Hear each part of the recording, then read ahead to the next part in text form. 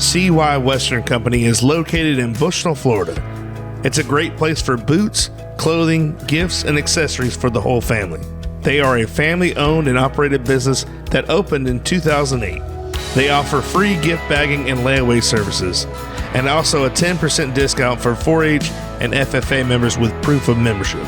Be sure to like them on Facebook, where customers can stay updated on sales and giveaways. You can find them next to Lowry's True Value Hardware in Bushnell, open Monday through Friday, 10 to 6, and Saturdays, 9 to 5. Be sure to check out CY Western Company.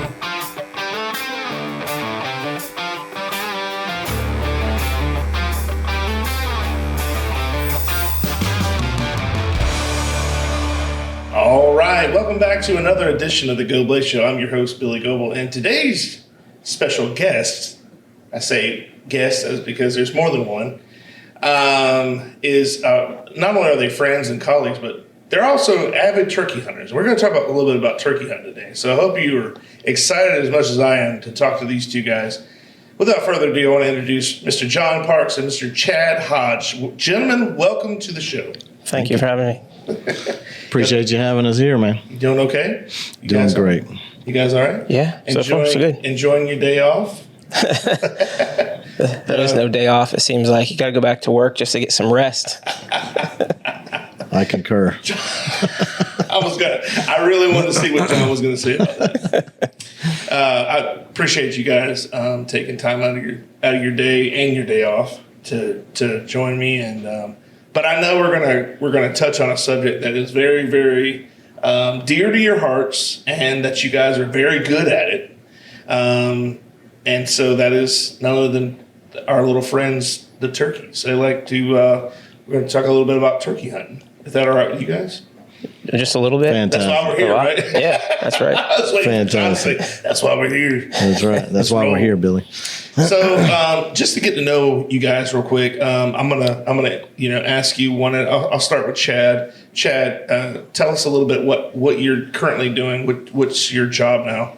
What is my job? Yeah, what do you do? I work at an elementary school. Okay. I work grounds, custodial, everything they need there, everything but teaching. And was that a jack of all trades, master of none, something like that? I like it. Jon, what about you? I am the maintenance facilities chief for the school district here in Sumter County. Awesome. Yes, and that's where not where I only know Jon. Jon and I we go way back. A lot of people know this. We go way back. We go back over 20 years ago. We used to work for the same company called Central Florida Locating or Locators. What are we, locators or locating? Locators. Locators. That's correct. It's one of those blast from the past stories. I like it. Yeah. Oh, it's coming, bro. It's coming. We'll say that for part 2. But anyways, both great guys. Like I said, I've known Jon for 20 plus years, and I've only known Chad for a couple years, but really both great guys. And so when I thought of doing a turkey show, like a turkey hunting show, we could get some insight from both points of view, and I'm excited to see what both of you guys are going to come up with. And I know Chad doesn't have a lot of stories about me, but I know Jon does, and I know we'll get to that. So, let's start off with this. What is something that, like, when you talk about turkeys, like, what is the first time that you remember, the first time you went turkey hunting, or the first time you ever experienced that, and what made you want to do that? And you guys can go in order or whatever. You just chime on in. Yeah, just, in and out, whoever. It's, I didn't start out turkey hunting. That wasn't one of those things. I was a deer hunter. And these days people ask me why I hate deer hunting. It's not that I hate deer hunting. It's just that duck hunting and turkey hunting, with the companies I'm involved in, it's all shotgun related. So every bit of time that I'm sitting in a tree waiting for a deer, that's taking away from that side of things. So through time, I just kind of started gravitating more towards it. And turkey-wise, I just remember I'm seeing this vision in black and white for some reason. That's how far back it went. When I was a little kid, there was a guy standing in front of an old general store up in Bushkill, Pennsylvania, and he had a turkey, and he was holding it up.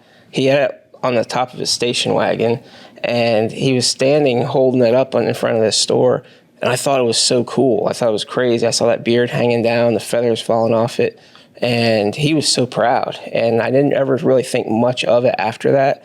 I just saw the guy with the turkey. I went all my life deer hunting. And then just one fall, I was sitting on a deer stand. I was sitting at the bottom of a tree with my rifle waiting for deer. And I saw this flock of turkeys go by. And I was just watching them, and I was listening to them, and just the sounds they were making. It was so cool. And so I started thinking about it more then. I started thinking a little bit about it more. But then in the summertime, I went to this thing called Bow Fest. It was a little archery deal that they had, the Park Service put on, and it was a 3D shootout through the woods, and it was an all-day deal. And I just remember my mom would drop me off, my friend off, and we'd hang out there all day. We'd carry our bows around with us. We'd shoot. There was a guy that was doing a seminar on turkey hunting on a picnic table, and he was just old-timer. He had just like a handlebar mustache, and he's kind of crazy looking, but he just was talking. He was talking real fast, and he was real passionate, but he wasn't a real teacher. He just kind of threw it all out there on you. And he had these mouth calls, and he put this diaphragm call in his mouth, and he's making turkey sounds. Like, man, that's really cool. And he's running this box call. I was like, man, that's cool. And so after that, it was just the whole idea that I said, I want to learn how to call turkeys. I want to learn how to do that. And so, when I started practicing, I got a Quaker Boy call that I was like, because you walked in a store and you saw this pilgrim, and he's smiling, and he looks cool, and you're like, that looks like a good call right there. I grabbed it, and I just started practicing and learning how, and I got this old cassette tape. Dick Kirby, the man that started Quaker Boy, he had these cassette tapes teaching you how to call turkeys, and you're listening to this cassette tape, and he's making these sounds, and he's real passionate about it, and you're practicing doing it, and it started sounding pretty decent, sounding pretty good, and so that's why I decided I wanted to give it a try, and and that's where it started. Chad, when did you get into hunting, and how did you get into hunting? My uncle, when I was 13, no, it was earlier than that, actually. It was earlier than that, but in the summertime, he would shoot his bow at some straw bales and a paper plate. And, we always ate dinner outside when it was hot out in the summertime, and we'd eat, and I'm watching him shoot this bow, and I'm like, man, that's cool. I want to shoot a bow. I'm going to shoot a bow one day. And so, we just he gave me his old recurve, and I started shooting the recurve, and I got tired of shooting a paper plate. So they used to have those old cardboard deer. You remember that full body cardboard deer that had all the little dots and lines and showed everything on the lungs and so I stuck one of those up on this bale, and I'm shooting that thing and shooting it, and it was like awesome. And then all of a sudden I just started envisioning shooting a real one. I was like, you know what?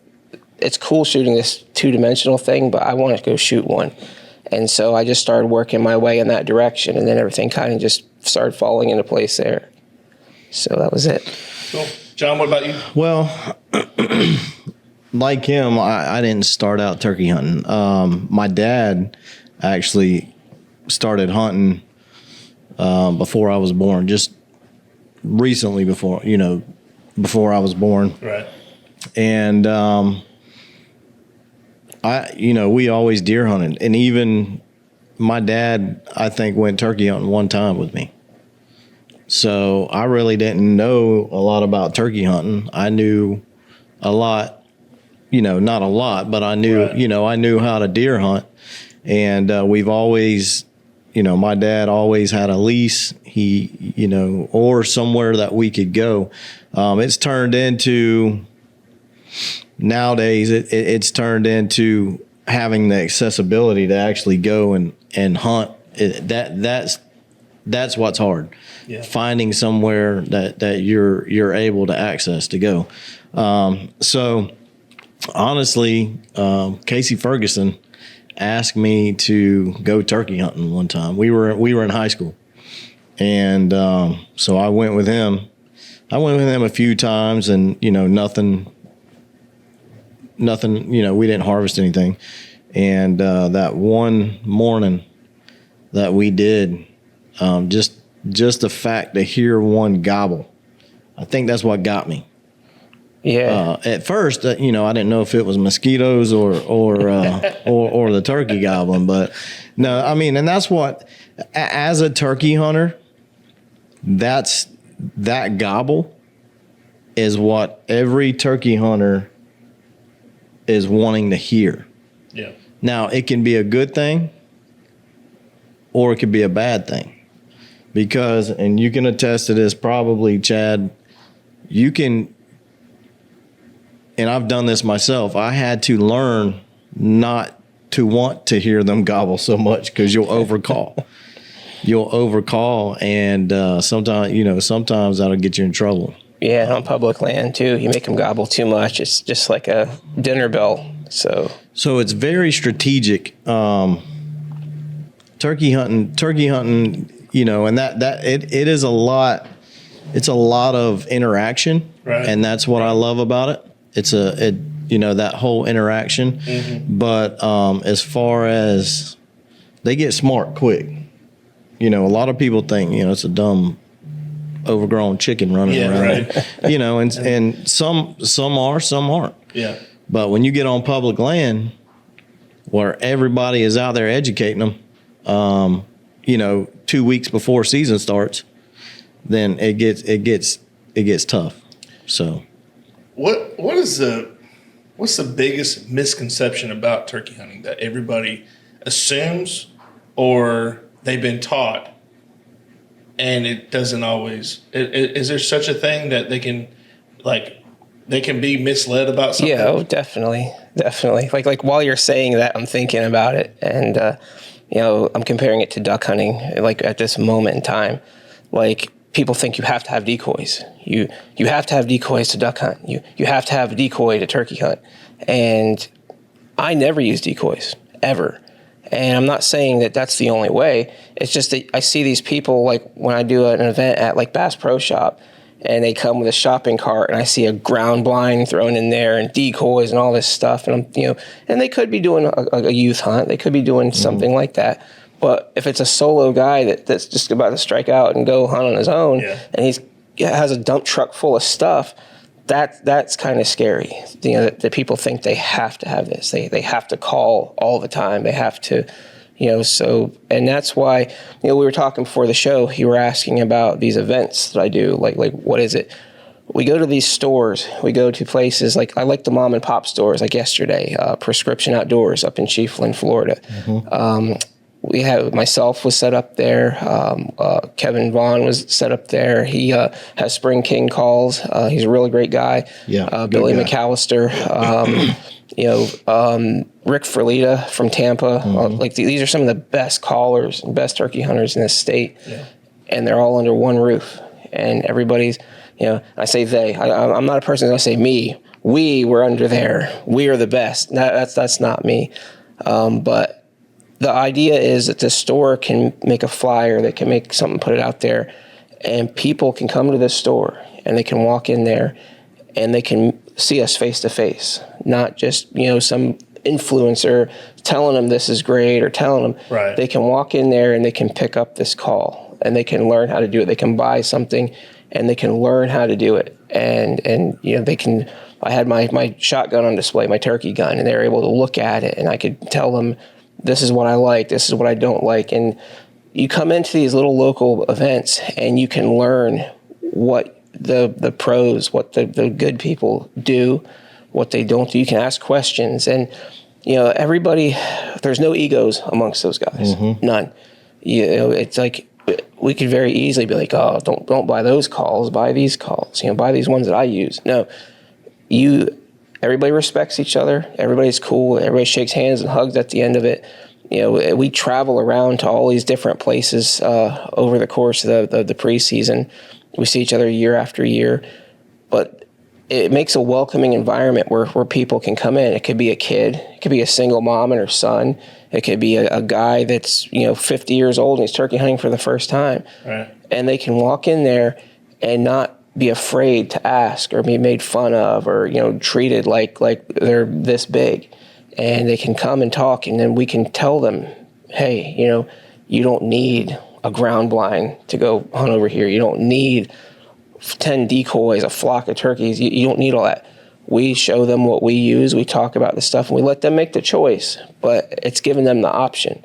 And so I like going to the mom and pop stores for that, because you walk into a big box store, yeah, they got some turkey calls on the shelf, but is anybody there going to teach you how to use that call? Yeah. If something, you have a problem, are they going to give you tips and tricks? No. So to me, it's very important to support the mom and pop places. For all those years, we had Nordics up in Wildwood, and that was like the turkey hunting epicenter for the area. That's part of what got me wanting to do it like I do. And you kind of circle back now a little bit where you asked what got me into it. That place, that store, the people there are part of the whole thing. Years and years ago, we used to have the NWTF state convention at the Sumter County Fairgrounds. Oh. Right here at the fairgrounds. Jamie Adams, he was the president back then. So so he was there, and all these local stores, these vendors, they'd have little booths set up. Dan's Gun Room up in Inverness would have turkey guns set up. When you're a 13, 14-year-old kid, 15-year-old kid, you're seeing these awesome camouflage shotguns and stuff. You're like, oh man, this is great. Oh. And you didn't really know how good you had it at the time. Right. You come there, and I went there because they were having a 3D archery shoot, and they were having a sporting clays shoot out in the parking lot, and they had a turkey shoot. And so I went there for those things. I wasn't going there for anything turkey related. I was going there for what I was focusing on. But you go there and you see Jamie Adams, you see all these local guys, and I remember going into the old Cow Palace. And I don't know if you guys remember how the Cow Palace used to be. Oh, yeah. The big concrete. Yeah. The little bleachers and stuff. And so I'm wandering around. I'm looking for more booths and stuff. And I open the door to the Cow Palace, and I step in, and it's completely dark. It's like as dark as can be. You just see these shadowy figures all up on the stands all around. And you look, and the only thing that's illuminated, these big spotlights shining down, was Lee Vernon from Nordics, and he was calling. He had a mouth call in. He was running this mouth call, and then I realized that I just stepped in on this turkey calling competition, and it was Florida States, and so the door closed, and I just see this guy up there calling, and spotlights on him, and I can see all the people just barely. And that scared me. I was like, there ain't no way in a million years you'd ever catch me out there with all the lights on me. And so I was scared of contest calling for a long time after that. Yeah. But then, but it was interesting to me because there was a guy that I know. Yeah. And when you'd walk into Nordics back in the day, turkeys were like, you had Billy was there, and you had some guys, and they're talking about turkeys. And you'd walk in, and all of a sudden they'd just start talking. They didn't want you to hear where they were seeing these turkeys, what. So you kind of got this idea. You're like, you know what? One day I want to be one of the guys that when I walk in, they say, hey, come here, let's talk about this. So the interest in turkey I wanted to know what the mystery was. I wanted to know why we whisper when we talk about turkeys. When we're talking about deer, people talk like this. When we talk about ducks, people talk like this.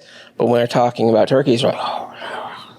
So I wanted to uncrack that mystery, and it was kind of a journey that I went down on my own. Now, the beauty is that, Lee, I'd run into him, and he would help me. He would tell me, hey, try this or, this or that. With the calls and stuff, he was showing me the mouth calls that he used. And so I took that information, and I carried it on my own path. And then, so I wanted to circle kind of back around where that local connection, the mom and pop store, that caught me. And we went to the fairgrounds, and I didn't go there for anything turkey related, but when I came out of the other side of it, it was something that I wanted to be a part of. Yeah. And so I just had to find out where, how, and just, where I fit into the equation. And that's what I did. Right. Jon, what do you think? The biggest misconception that you've run across, or maybe that you can a myth or something that you can. I was going to say you had to remind him what the original question was because we went off on a little tangent there. I'm thinking about it, man, and I really right now I can't think of anything. I'll piggyback off of him. The whole decoy thing, or have to sit in a blind. We don't hunt blinds, brother. Yeah, no. Some of us do. Some of them do. If you're not that experienced in run and gunning, then by all means, if you kind of know where they're at, then set up in a blind. We've been successful doing it. When I say we, I'm talking about the organization, right. The youth hunts, right. that we host and sponsor and that we run. There's a local piece of property here that we go to, that's state property, and the first bird ever killed off of there, they didn't have enough guides. Yeah. So they put the parent and the kid in a blind. And they were the only ones that left them there, huh? To harvest one. Yeah, it just happened to walk by. But that's the difference. Yeah. And that at that point in time, you're deer hunting a turkey, and that's not why we do this. Right. You're looking for that interaction. Yeah. With that bird, you're looking for him talking to you and you deciphering. You're talking turkey. You're deciphering what he's saying. Yeah.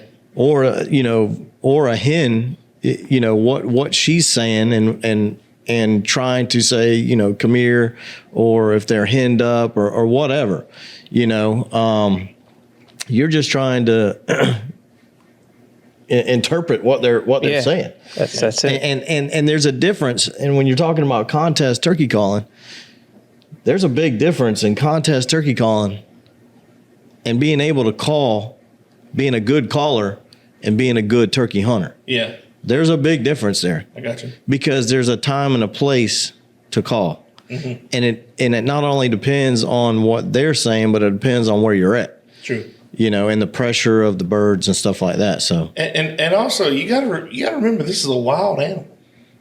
So you don't know what it's gonna do. And when you think you have it all figured out, right, and all of a sudden it changes its mind and you go, what? How do I adapt? Yeah. You know what I mean? Like, it's not like it's planned, Me, Matt Barnes and myself hunted a turkey in Richland for 2 weeks. The same bird. Yeah. The reason I know it's the same bird because he was in the same spot every morning. and that's how you learn. That's how you learn. And how this thing did not get shot in 2 weeks because he was the most vocal bird in Sumter County. Yeah. For the first 2 or 3 hours of the morning. Yeah. And the first time we got on him, there was 5 guys showed up as soon as they start gobbling. Yeah. And, that's just part of public land, but that'll fake you out. It really will. You get all those people and it makes you sometimes do things that you wouldn't ordinarily do. It's man management. That's what I call it. When you hunt private property, when you hunt big public land with nobody around, when you actually get to hunt the turkey the way it's supposed to be, right, and have that conversation with the bird, it's different because you're at their level and you're working on being a turkey. But when you have a bunch of guys and trucks and everything around, people sawing on box calls, like Charlie Daniels on a fiddle, now it's... He's not lying, brother. Yeah. They love them box calls. Yeah. Really? And it just makes it tough because you have to shift gears and hunt differently. And that's the thing is just teaching people to know what to do when. You're still picturing it, aren't you? Yeah, I just hammering down. Yeah. Man. When you said earlier about, you don't know why people are quiet about turkey hunting. I think it's a snood, right? Isn't that what it's called? Mm-hmm.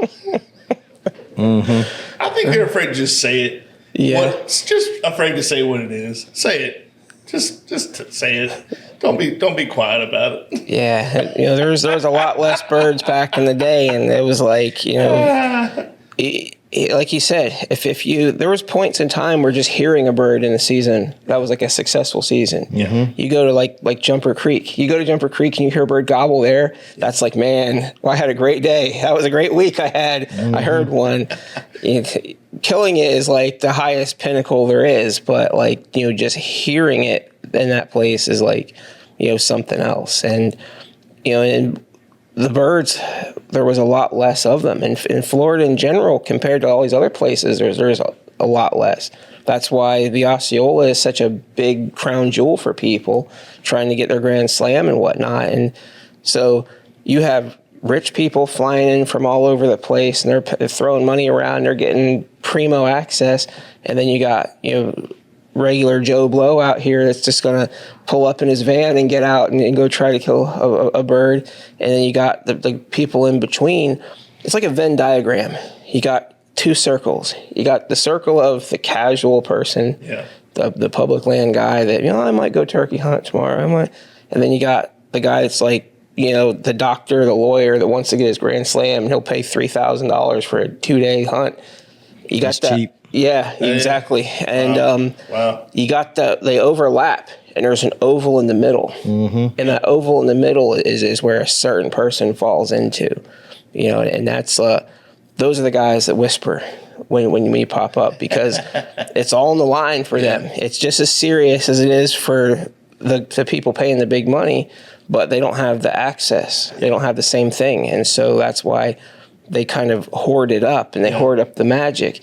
But when you come walking in, you don't know why they're talking like that. So you just want to know what it is. And it goes back to what I said about the respect. I mean, every one of those people that I mentioned at the event, I could tell any one of them where any one of these birds are out there, and they could pull up and they'd see my truck and they would keep on going. And I know that they would not even attempt to go hunt that bird, because that's just the mutual respect we have amongst each other. And some people would purposely, they'd see that truck or your vehicle and they'd go in there on purpose, and that's why those people are on the dark side. And then you got, the other people. Right.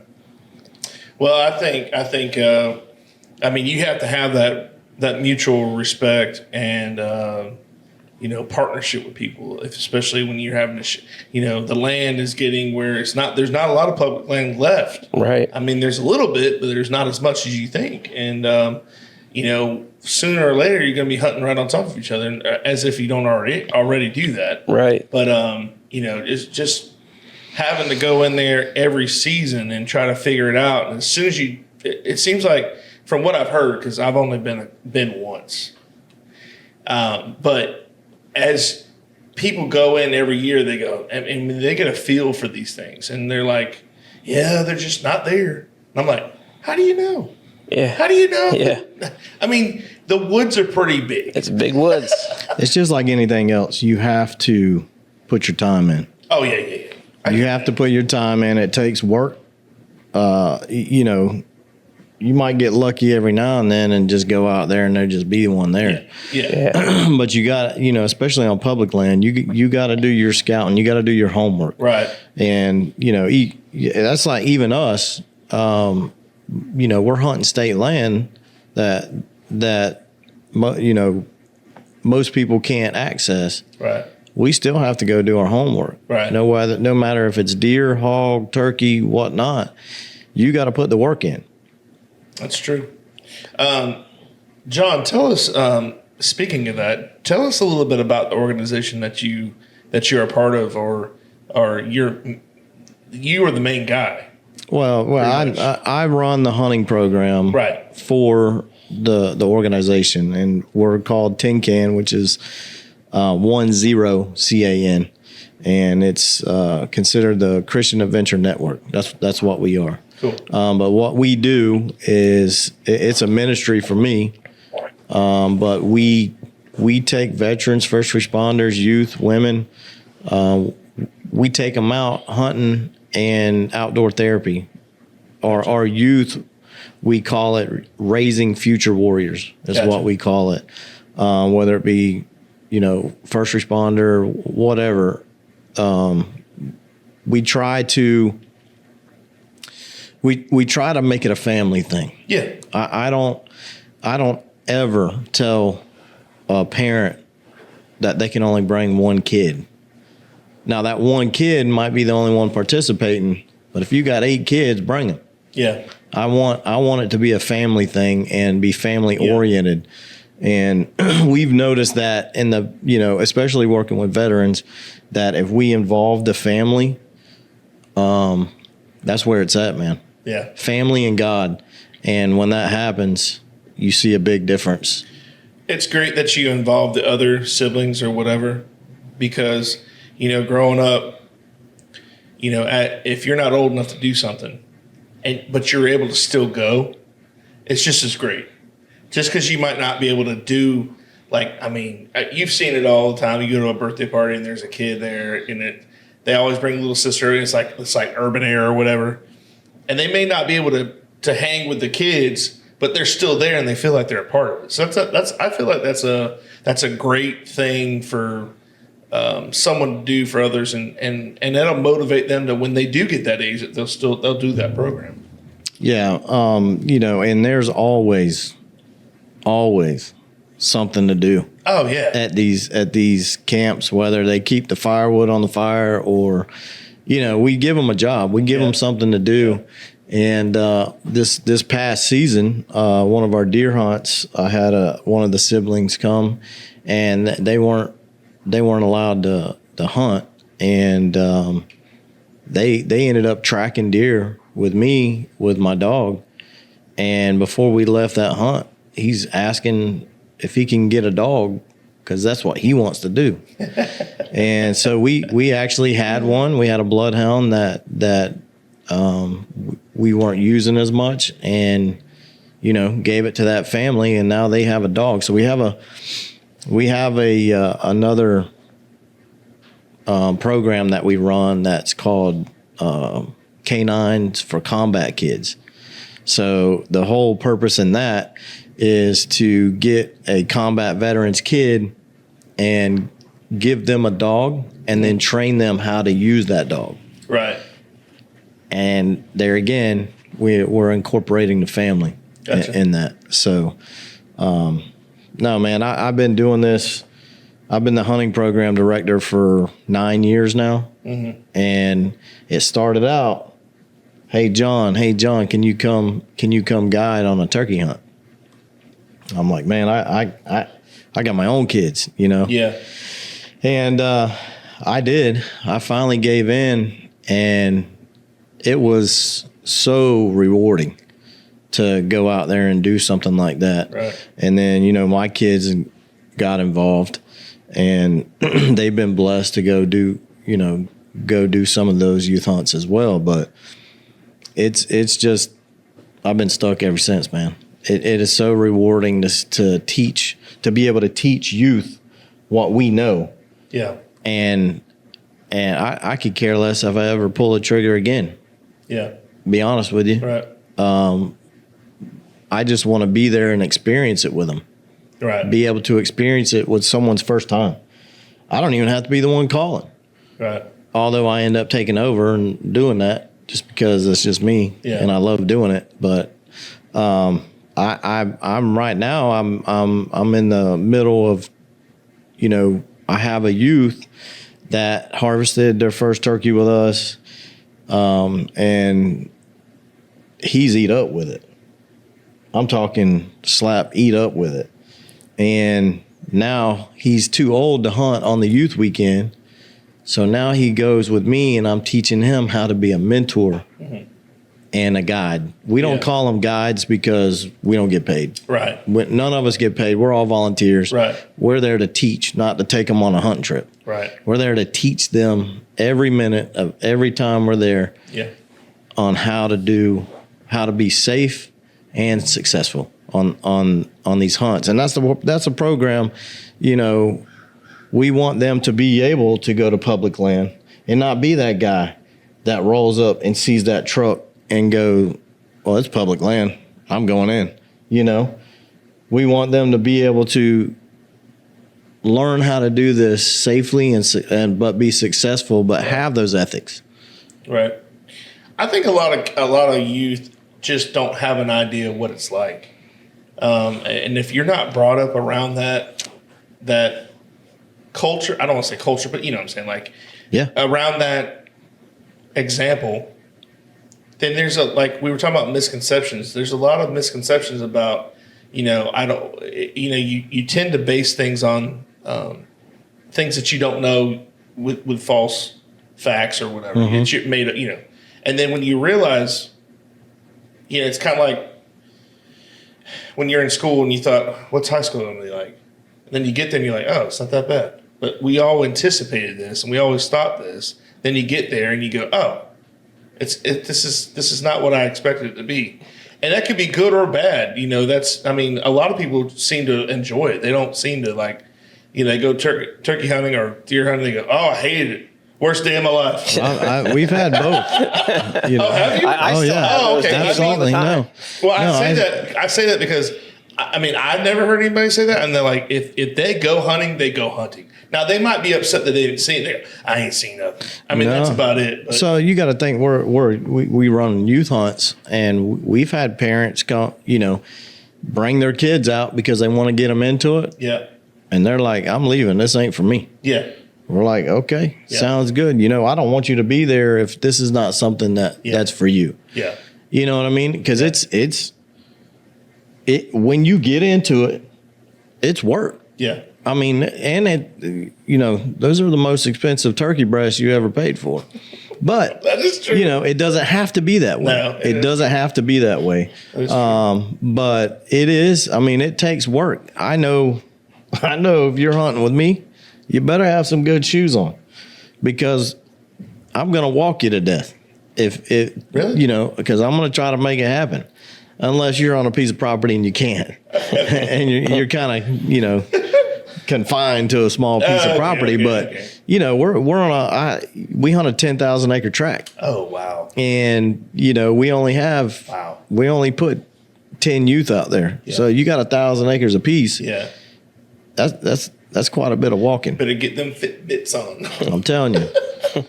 Catfish Johnny's Restaurant, served at Lake Panasoffkee and surrounding areas since 1990. For the last 34 years, we have strived to serve great food at good prices and a friendly, casual atmosphere. If seafood isn't your thing, our wings and burgers are the best around. We have our daily specials too. We are open Wednesday through Saturday. Check us out on Facebook or Instagram for more information. Webster Ace Hardware and Farm Supply are generous sponsors for today's podcast. They have been a family-owned business for 27 years. This helpful hardware store sells items such as archery, Ariat clothing and boots, Wrangler jeans, case knives, Hammond's candies, and live fishing gear. They also have a full selection of hardware, RV supply, propane, Ben Moore, Royal & Clark, and Kingston paints. You need a barn or fencing job done? Custom barn kits and roofing metal are provided at your local Ace Hardware store. What about a new grill for the yard?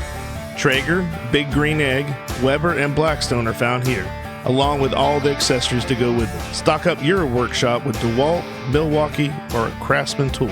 They got you covered. Remember to go to ace.com to shop their entire line to have items shipped directly to the store. Why make two stops when you could shop at two amazing stores under one roof? Visit Mollypops on Main Boutique and the Stitching Heifers in the heart of downtown Bushnell for all your clothing, accessories, and custom gear. At Mollypops on Main Boutique, you can find stylish women's and men's apparel, novelty items, and the perfect gift ideas. The Stitching Heifers is your one-stop shop for embroidered and printed hats, custom patch hats, and trending graphic tees that can be fully customized for you, your company, or your next big event. Whether you need a single design or a whole company's worth of branded gear, they've got you covered. Come see us at 110 Bushnell Plaza in Bushnell. Shop in-store or browse online anytime at mponmaine.com and thestitchingheifers.com. Promotional consideration paid for by the following. Travelin' Tom's Coffee Truck, the delicious mobile coffee truck that brings you the caffeination inspiration you need. We deliver signature coffee products like our Nitro Cold Brew and Caramel Frappe to any occasion or festivity. And for those who don't like coffee, we offer a variety of delicious hot chocolates, energy drinks, lemonades, and teas. That's Travelin' Tom's Coffee Truck. Pat's Taps at Catfish Johnny's. Pat's Taps is Lake Panasoffkee's only craft beer tap room, offering 12 rotating craft beers on tap. We also offer bottled domestic beer, seltzers, ciders, and wine, as well as a variety of appetizers and pub food. Our family-friendly tap room is a great place to hang out and enjoy some one-of-a-kind craft beer. You can find us on Facebook, Instagram, or the Untapped app. Whether your water is supplied by a public municipality or a private well, for residential or commercial use, Purified Water Services LLC has the solutions to provide you with simply clean water. We offer a complete line of professional water filtration equipment and accessories. Soft water makes a difference you can see and feel. Water heater and appliances last longer with less maintenance. Iron and H2S filters eliminate iron stains and offensive rotten egg odors and protects your water softener equipment from iron fouling. No matter what your problem is, Purified Water Services LLC has a solution. Contact Kenny Williams at 352-446-2709. I had a gentleman who and I've seen some people do stuff for their kids, man, that just is amazing. Mm-hmm. And this gentleman, he did not let me know that he was a paratrooper and he had a bad knee from an accident. And the first morning, man, I didn't hear a thing. I didn't hear anything. And when you don't hear one gobble, you just gotta try to, look at the map and try to do a strategic plan on where you think a turkey would be. Right. My buddy Lee Henderson, he'll say, if I was a turkey, I'd be right there, and he goes there. Yeah. But I walked this guy, man. I bet we walked 6 miles for this kid. Wow. And we get back to camp and we went and did a group photo. And everyone else after the group photo and they ate lunch, they all went back out. And they came to me and they said, hey, do you mind if we go a little later? And I said, no, it's your hunt. I'm okay with it. Yeah. And so I'm sitting there, I'm laying down on the picnic table. And they show up about 5 o'clock. Mr. John, we're ready. Let's go. And not knowing why the dad needed a break. Gotcha. Rewind a little bit. When they gave out assignments again on who they were going with, this kid was like, oh my goodness. You're going Mr. John again. Oh my goodness. So, but if we can make it. Well, so we go out that afternoon. Yeah. I'm driving back to where, we're supposed to go. Yeah. And if I don't see one in the middle of the road, we pull off the road. Now, when I say road, it's out in the. You got to clarify this because people listening that have been there before. Right. It's private property, so it's a loop road in this property. Yeah. Down the road. We're not on 476 and jump out the truck. So I see one and I'm like, all right, man. Game plan. We're gonna wait till he walks around the corner, and then we're gonna run. Dad, you probably can't run, but we're gonna try to close the distance as quickly as possible, yes. So that when I call, if he hears me, then and I'm talking him all through this. I said, if I can get that bird to gobble at me one time, we got a shot. So he walks around the corner, and we start closing the distance. We're trying to get there. And I'm probably 100, 150 yards from this bird and pull out my box call because I know it's loud. I'm not a box call guy, but I keep one in my bag just in case. And I pull out the old box call and I hit it. Nothing. I'm like, man. Maybe you should have been hammering on it like Charlie Daniels. I know. So, yeah. I'm like, man, that should have worked, right? So I pull out my glass call. I hit it. He cuts me off. The minute he cut me off, I probably shouldn't say this, but I threw that kid in the bushes. Not technically. I'm like, all right, we got to get in the bushes. We got to get set up because he's coming. Yeah. And so we get set up, and Dad set up behind us, and I really can't see. I can't see nothing down that road, but I know he's going to come down that road. And I can't see, so I waited a minute, and I called, and I heard him. He gobbled. And I was like, okay. I can't tell at this point if he's closer or he's still in the same spot. So I waited a minute. I called again. I'm like, okay, he's closer. And I told the kid, I said, get your gun up, get ready. I said, we're not going to be able to see him until he can see us. Yeah. Because we're kind of in the open. But the way it was, there was bushes here, and then the road is 10 feet from where we were at. Well, yeah, it was wide out in the open, so excuse me. But anyway, he next thing you know, I waited a minute, and I see the kid's gun doing this, moving, and I'm like, oh, he's on him. And then I hear the spitting and drumming, and I'm like, oh, that dude's close. And then, hi-yow. So stop real quick. Explain to people that are listening that have never been turkey hunting, spitting and drumming. What exactly does that entitle? So that's just what they do when they're in full strut. Oh, okay. When they're in full strut, gotcha. They're and it's called a spit and drum just because it's a vibration they do. The vibration of the feathers, correct? Yeah, and you hear it comes from deep inside. Yeah, they're getting it. Okay. It's coming from down under. You can feel it in the ground. You can feel it come through the ground. When you're sitting there, you can feel this really weird buzz come through the ground. Yeah. Wow. So listen, brother, when you hear that, he's on you. Yeah. When I mean close, he's close. Right. And so anyway, he put the hammer on him, son. And Dad was back here videoing. And I turned around and I said, man, you get that on video? Yeah, man, that was awesome.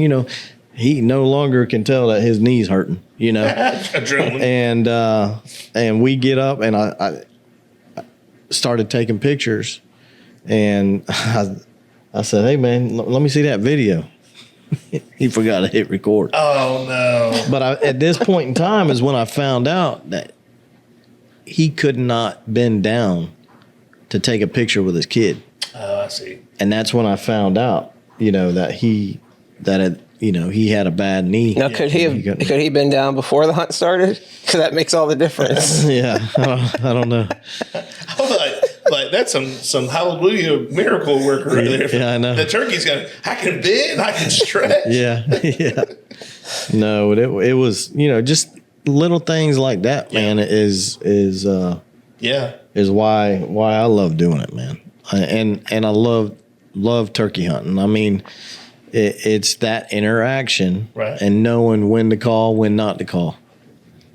Well, I don't think I may have told Chad this story already, but I'm gonna go ahead and I have to tell my experience. My first and only. I got the little Cliff Notes version of it, the first day I met you, because they called me. I was completely across campus, and they're calling me something real urgent, and so I come to see what's going on, and you were there, and they're like, here's another turkey hunter. Like that was all about. They're like, he hunts turkeys too, and it was kind of all right, and your first mindset is always whenever somebody's matches you up with another turkey hunter, it's why are they doing this? Mm-hmm. What are you going to ask me for? What are they going to do here? And it's still the same thing. You're still sometimes apprehensive with people because they could be that guy. I'm the best turkey hunter in Sumter County. Yeah, exactly. And they're gonna tell you that in the first minute of meeting them. So and 22, 23-year-old Chad would have been a whole different guy in that situation. Yeah. Now I'm just kind of I always think of that Post Malone meme where he's just shaking his head and agreeing with the guy, and I try to be more of that guy now. Heck yeah, congratulations. No, yeah, I hear that a lot. Well, not that I'm the best turkey hunter, but yeah, you don't say you're the best. If you're the best, you don't say you're the best. You let other people say it, and you still don't agree with them. Right. But if enough people are saying something, then I'm not going to disagree that it doesn't hold some kind of water. Well, I could tell you I'm the best, and there are probably 2,000 people in Sumter County that would tell me I'm not. Yeah, you know what I mean. Right. So, what do they say? The proof's in the pudding and on the wall. Yeah. or in the freezer. No, I learn something new every single bird, every single time. Absolutely. I learn something new. And that's what I tell the youth. It doesn't matter how many times you go hunting. The goal is to learn something new every single time you go. Absolutely. Highlight reel. You have this highlight reel in your brain every day. When you go home at the end of the day, it's like Sports Center in your mind, and you replay all the moments. And were there any cool moments? Were there any awesome ones that you just see over again? Yeah. Or was it like a total train wreck? But even if it is a train wreck, that's okay. That's where you learn. Yeah. Yeah. And you think about when you watch NASCAR highlights, they don't show a car just randomly finishing 15th place. They don't know. They show the winners and they show the crashes. Yeah. That's the only two. And that's your only two options out there. You win or you crash. Yeah. But if you're going to crash, make it worthy of being on TV. Right. At least in your mind. Right. So, and your story, I mean, you brought the story out and you told me the outcome of your story, like right off the bat. And I'm like, and I was thrown off a bit. I was like, is this guy bragging? I was like, is this guy bragging? Because it's weird where it wasn't a jealousy thing or anything like that. It's just that wasn't the path that I would take. Right. You know what I mean? But there's a reason for that. And we'll cover that reason at some point in time. But I want you to tell your story first. So we'll tell your story, and then we'll circle back and explain why I felt the way that I did at that moment in time. So I didn't grow up around, like I said earlier in a comment, I was one of those kids that never grew up around hunters everybody I knew, their dads or granddads would go hunting. My neighbors would hunt, never went. Never, kind of wanted to go, but, nobody in the family did it, so I didn't, and we, you get in trouble if you invited yourself, especially somewhere with, hey, let me go where the guns are. Yeah. So, I don't know why, but one year this is like it was 2 years ago, two seasons ago. Yeah. I said, you know what? I'm in my 40s. I've never been turkey hunting. I want to go. So I'm like, all right. I made my mind up. I'm going to go. Well, once again, I don't have a gun. So I said, well, let me. I knew John did his, the hunt guiding and stuff. I was like, I'll just ask, if he wants to go with me, and he could be my guide. I don't want to make him feel that way, but if he wants to go, whatever. So of course, John's like, seriously, when he just said like he gets more excited than the kid does, he was really excited he was super, super excited to take me. So just say like 2 weeks pass, it's getting down to the time where we're like, hey, we're going to go this weekend. We're going to go Saturday morning. Well, the day before, I'm like, no, wait, we went and scouted first. It was a couple days before. It was a couple days ago. Okay, so we did go scout the area, and so did all that. Kind of found out where the birds were gonna be, whatever. So we were like, all right, we got a spot. So now the only thing I have to check off the list is shoot a shotgun. Never shot a shotgun in my entire life. Wow. I know, and I did not know this. Yeah, by the way, that's kind of like mandatory in South Sumter. Like you have to shoot a shotgun. And right. So until I'm at work, and he pulls up in the van and looks at me. Now you're a turkey hunter, brother. You know how excited you get when especially if you have a busy schedule and you've marked this day off of your schedule to go. Mm-hmm. And my man rolls up and he said, hey, would it be okay if I cancel? What do you think I said? I looked at him, I said, no, it's not okay. If that's a question with an option, the answer is always going to be no. You do not cancel on someone turkey hunting. That's just not something you do. But I didn't know that. That's the thing. No, and I didn't know that. And I didn't know how much it meant to you either. Right. I really didn't. And then I was like, why? I'm going to ask you why. Why do you want to cancel? I mean, because in my mind, listen. Well, if it's a real emergency, you don't ask if it's okay. In my mind, that's the difference.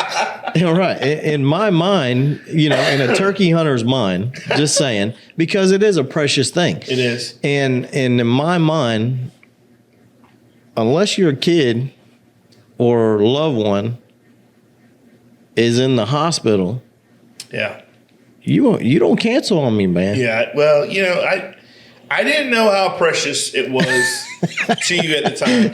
Now I know because we beat a dead horse. Yeah. Okay. No. So I did ask him because out of fear. I was afraid. Tell him why. I was afraid. Yeah. I was afraid because I've never done this before. So of course, anything in your life, if you've never done it before, it's very scary, especially when it's something that's. You haven't grown up doing, Yeah. I've never done it, so I'm like, okay, I'm not used to being around. And we're talking about shooting the shotgun. We're talking about shooting the shotgun. Not turkey hunting, but shooting the shotgun. Right. Just shooting the shotgun in general was. I was all about going out there, just like, hey, you want to shoot for me? Now, when he told me this, when he finally told me this, I said, Billy, you live in Sumter County. I know. I'm ashamed of myself. And once we got all that out in the air, it was all good. And I said, man, don't worry about it. I said, we'll go shoot. That way you feel comfortable when that time comes, because I want you to feel comfortable. Oh, yeah. I've been blamed by my wife for her missing because I didn't let her go shoot. So, and we can talk about that later, but go ahead. So that afternoon, we go to our buddy's house, and we're able to shoot a shotgun for the first time. So I shoot a 12 gauge, and I'm like, okay, of course, first shot's not very good. I don't know if it was high, low, whatever, but I know it wasn't very good because John had already corrected me on that. He was like, aim a little higher, like the depth perception. Put your cheek on the stock. Right. Billy's probably, I can see him shooting like this. I can 100%. I held it great. Great. I just wasn't able to, the sighting. Well, it was the first time he shot. I'm sure them eyes closed before he pulled the trigger. You got that too. I was anticipating. And then you jerk left. You know what I mean? Yeah. So I shoot the shotgun, I do it again. Second time's better. Okay. So I'm like, all right, that's okay. I'm all right. So I don't know if we shot again. I might have shot one more time. And then John has to throw in the idea of he wants to show me. He puts the paper back up on the mound, and he gets about 10 yards from it. He turns around and he shoots. And he totally misses the paper. And he goes, now I just wanted to show you that at 10 yards you can miss that turkey.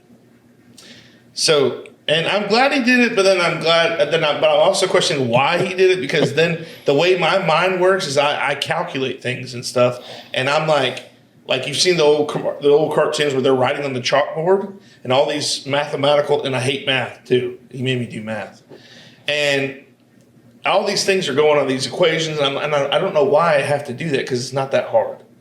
But now I've got to figure in, okay, I can miss at 10 yards. How far do I let those guys come up here? Or the turkey? Yeah. So I'm trying to.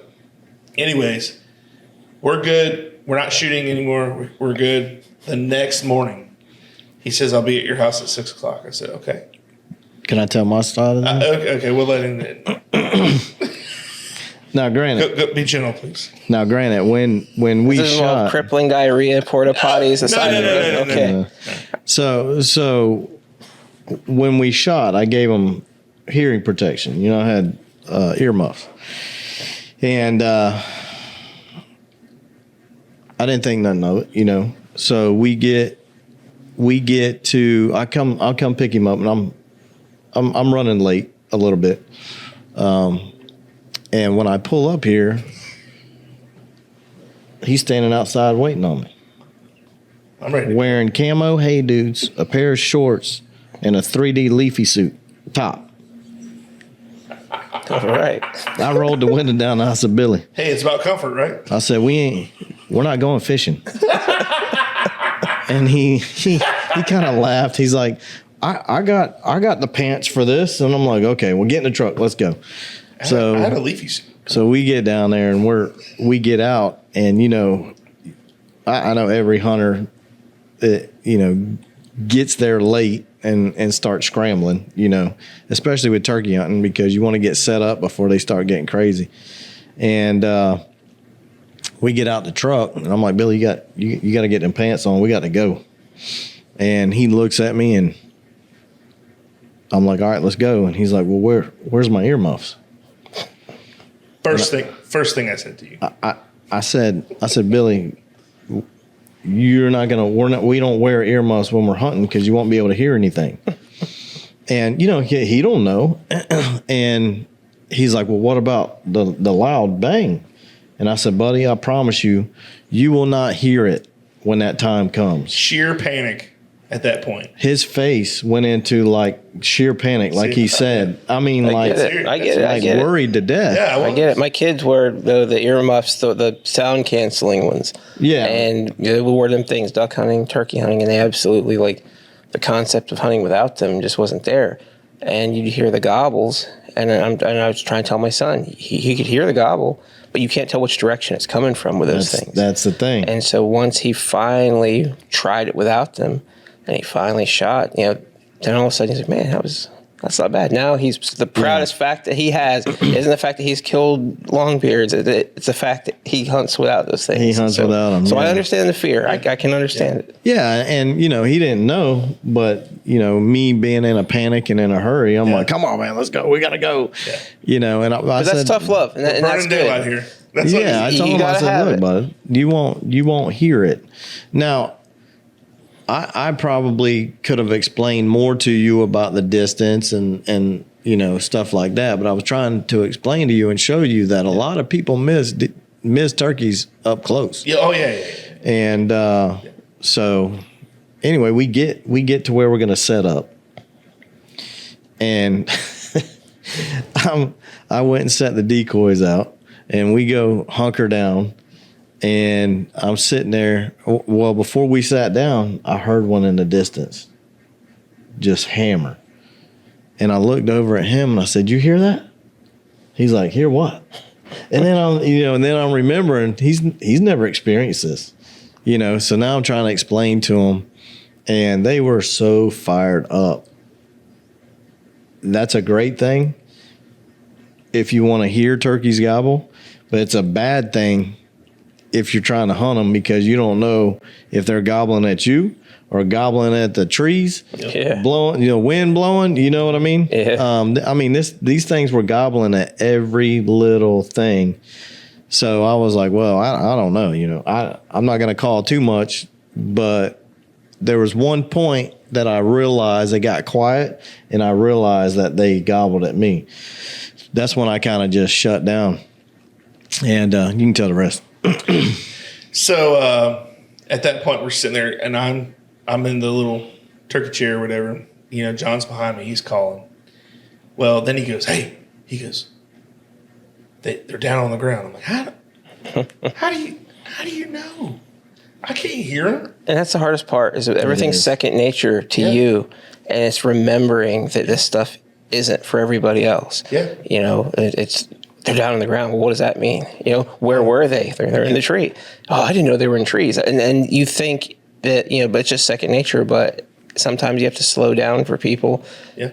And it's tough because you're trying not to talk to people like they're a 5-year-old, but you're trying to also, you have to back it up to the absolute basic. Oh, yeah. So there's some people that don't know that turkeys roost in the trees. Yeah. Yeah. I had someone last year, when we're at the camp and we're talking and we're teaching the kids, the parent was like, "What? Yep. They sleep in the tree?" Sleep in the tree and lay their eggs on the ground. So they got it all backwards. So please continue. So anyways, side quest. Right. So like I was saying, if you they're coming down, and I realize, hey, this is they're coming. So there's a tree line, and there's a gap, probably about a 15-foot gap in between it. And here they come. And like I said, I'm up front. John's behind me, so John can't see them yet, but I can see them, and it's nice and foggy. It's a beautiful foggy morning. And all of a sudden, three bad boys walk. They come down there, and they come rolling out like they're bouncers at a club. And I tell John, I said, John, here they come. Here comes one, and he brought friends. We got 3 of them coming out here. I said, whole dialogue going on. I was like, it's like a movie, Well, we had everything, but sometimes, That's one of those misconceptions that you got to be super quiet.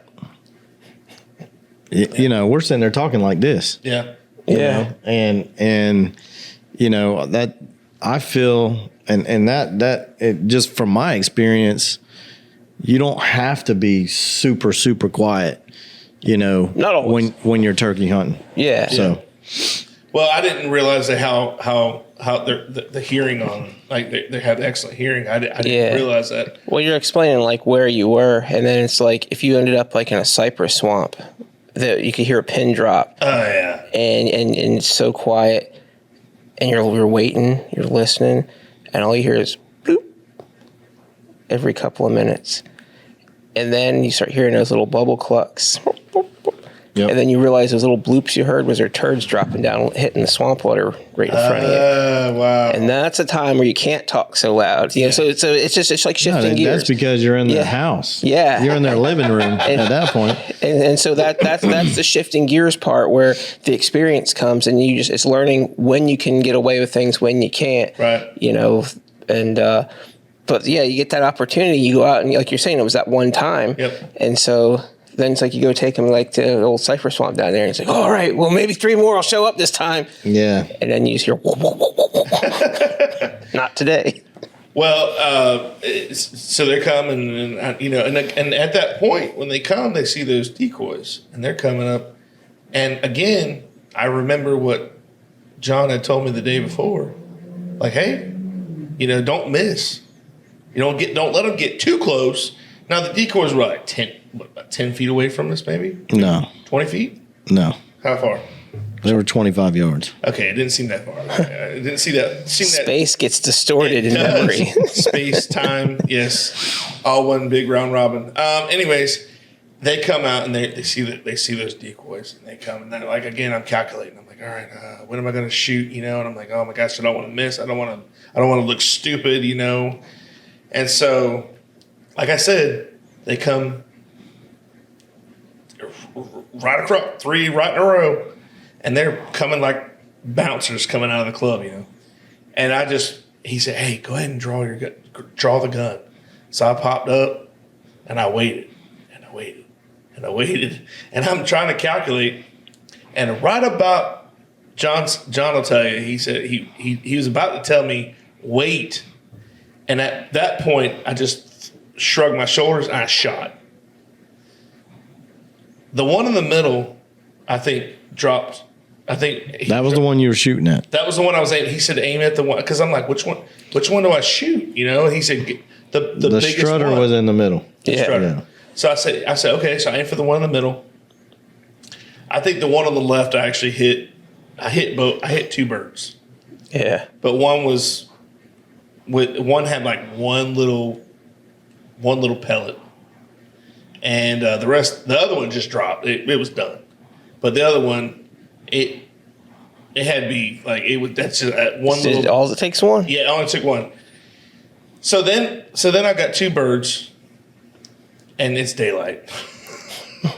And the first thing that John tells me is, he turns around and goes, now that doesn't happen all the time. Yeah.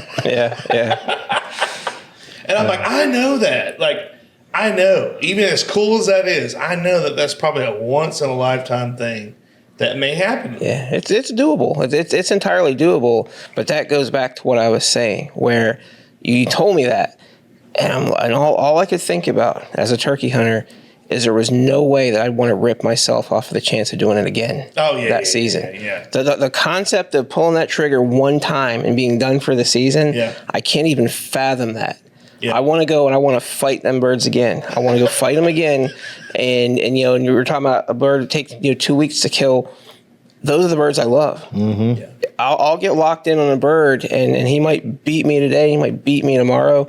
And he's all I think about. When I'm at work, I'm calculating in my brain every possible A, B, C, whatever I can do to go at him tomorrow. And you're taking all them chess pieces and you're moving all the things. And in your entire day at work, your brain is not there. You're out in them woods and you're looking your crystal ball and you're conjuring up whatever you can. And then the next day comes and you go with your best plan and he does the complete opposite. He does what would have worked yesterday that you tried. And so that whole concept of being able to do that, that's what brings me back. That's what keeps me going. I want, we all love that 2-year-old bird that flies down and comes and commits suicide right in front of your gun, gobbles and runs in there and dies. We love that one every once in a while. But then you want that one that has them big hooks on it, that he's been around a long time, and everybody thinks nobody can kill him. Yeah. There's a special feeling when you carry him out over your shoulder, you take him to the check station, you hang him up. There's something special there. And it's not just because you're flexing on everybody. It's just in your mind, you knew. Yeah. And if you could go do it again, you would. And so, like I said, that whole concept of just pulling that trigger one time and just being done. And you said it, you're like, yeah, I should do it. I'm like, yeah, that's cool. That's cool, Billy. But that's not for me. Yeah. And that's what I told him. That's exactly how I said it. That's not the direction I would have went with it. But you didn't know me then. You didn't know. You heard turkey hunter, and turkey hunter can be a very broad spectrum term. Yeah, sure. It's a person who hunts turkeys, or it's the total lifestyle. It's this lifestyle that everything revolves around, and that's what I was talking about. Like going to the event like yesterday up there in Chiefland. Going around and meeting these people and hanging out with these people and all the preseason stuff at NWTF in Nashville. You go up there and you see everybody hanging out, talking. They've known each other for 20 years, It's a tight group. It's a family. Yeah, that's cool. And it all creates this lifestyle that falls under the banner of turkey hunter. And there's some person that he might go one time and, shoot and, okay, that's it. I turkey hunted. That's a person that participated in turkey hunting. Right. A turkey hunter is somebody completely different. It's a whole different beast. And you talk about people that can bend time and space. Those are the ones right there. And, it's a whole different thing. And lifestyle is a word that I keep using because it is. You have to practice. You have to, you'll notice, you don't see around town a whole lot. You don't see anybody with a big sticker in their back window, a big 3-foot turkey fan. You don't see that. Yeah. You don't see big turkey tracks on the back window. Duck hunters, they want the whole world to know that's what they do. Any gas station around here, they got the Drake jackets on, they got the duck stuff, they got the big, huge Ducks Unlimited logo in their window. They want the whole world to know. Right. And even people that don't even duck hunt, they just want to be a part of that scene. Mm-hmm. And they're totally cool with a boat with like 8 guys in it, taking all their buddies and doing it. And they just want to go shoot as many birds as they possibly can and post that up on Instagram at 7:15 in the morning. That's not a turkey hunter. Turkey hunters aren't like that. Yeah. You don't see them pushing this lifestyle on everybody else. It's a thing that they do. They're generally quiet about it. And I'm not just speaking for one person. Just look around. Well, look at every Shell station. You go down to Bevel's Corner. Go down to Bevel's Corner to that gas station. Stay there all day long. And you tell me that you can pick 3 turkey hunters out that drove by that place or came in there. Unless it's turkey season, you're just not going to. True. I agree with that. But you're going to see, you'll see the duck guys. You'll see them. Right. And so the turkey deal is different because it's a smaller fraternity. Right. It's not a club, it's a fraternity. Mm-hmm. And you kind of have to earn your way into it. And that's where the trust comes. And that's where, to me, that's one of the biggest honors you can have. It goes back to, like I said, about Nordics. When you walked in there and all of a sudden they told you to come over here, you went over there and they started telling you something or started talking to you, you made it into that group. Yeah. And so to me, it was always important that you earn that trust, you keep that trust, and you become that person, but you're also looking for others. You're looking out there. You're not actively trying to recruit people, but when you see somebody that has that juice, that has it, it's important. And, and the south end of the county has them, the north end of the county. And for many, many, many years, you didn't know. You know what I mean? We didn't have Facebook. We didn't have Instagram. We didn't have all that stuff. So it was all word of mouth stuff. Yeah. It was like, man, this guy down here, man, he kills all the turkeys in Richland. That guy. It was word of mouth stuff, and you just kind of, to a degree, wanted to be. It was a double-edged sword. You wanted to be known. You wanted to be like, man, that guy's good. That guy's good right there. Yeah. But then you also didn't, because then, like, every time your truck was parked there, you came out of the woods, there were 6 trucks parked around it. Mm-hmm. So it's like, so you're like, well, they all know my truck. Maybe I'll get me like a Mini Cooper, and I'll put an Apple sticker in the back window, Thanks for watching part 1 of this 2-part podcast. Check out full episodes on YouTube and Spotify.